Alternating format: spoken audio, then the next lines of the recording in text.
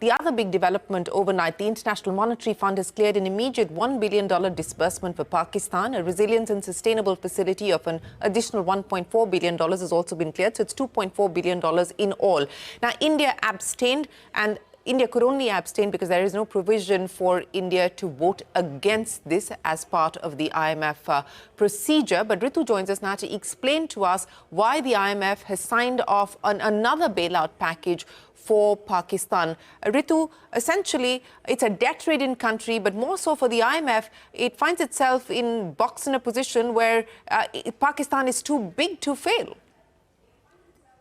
Well, yes, the International Monetary Fund has approved more than $2.4 billion in funding for Pakistan following their executive board meeting on the 9th of May. IMF said it had completed the first review of Pakistan's economic reform program under the Extended Fund Facility, or EFF, which unlocks an immediate disbursement of $1 billion, and that brings the total disbursements under the EFF alone to around $2.1 billion for the country. Keep in mind, IMF had earlier approved Pakistan's 37-month EFF in September last year for a total of about $7 billion. And at the time, immediately, Pakistan was given access to $1 billion. And now with the latest additional $1 billion under this, IMF has disbursed a total of around $2.1 billion in loans to Pakistan under the EFF. Now, alongside this, IMF has also approved a new $1.4 billion arrangement, which is under the Resilience and Sustainability Facility, or RSF, that is designed to support Pakistan in addressing climate-related issues and disaster preparedness in general. Now, IMF said these loans were given because Pakistan had shown a strong program implementation. They were improving financing and external conditions for the country and a continued economic recovery.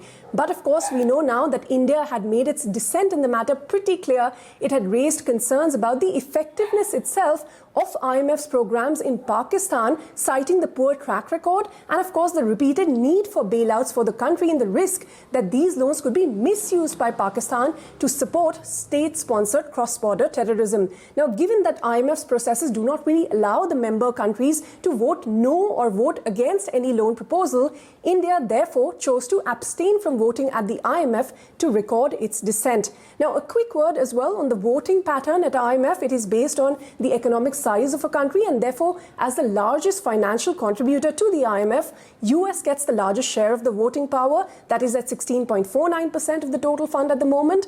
India, Bangladesh, Bhutan and Sri Lanka collectively get a 3.05% vote share only. Now, India, of course, had flagged concerns in IMF's own report on Pakistan, which had noted that there was widespread perception that political considerations would have an important role to play in IMF lending to Pakistan. And India said these kind of repeated bailouts and the rising debt had actually made Pakistan too big to fail for the IMF. Now, India warned that giving funds to a country that is accused of, cross-border terrorism, it sends the wrong message globally. It harms the reputation of donors. But importantly, India also said that these concerns that it raised were shared by other countries. But the fact that IMF was limited by its own procedural and technical formalities, was a disappointing factor, implying that IMF merely looks at the financial aspects. In the case of EFF, for instance, a balance of payments problem for the country without accounting for a very critical factor, that is moral values. All right, Ritu, appreciate you joining us. So that is what has transpired with the IMF.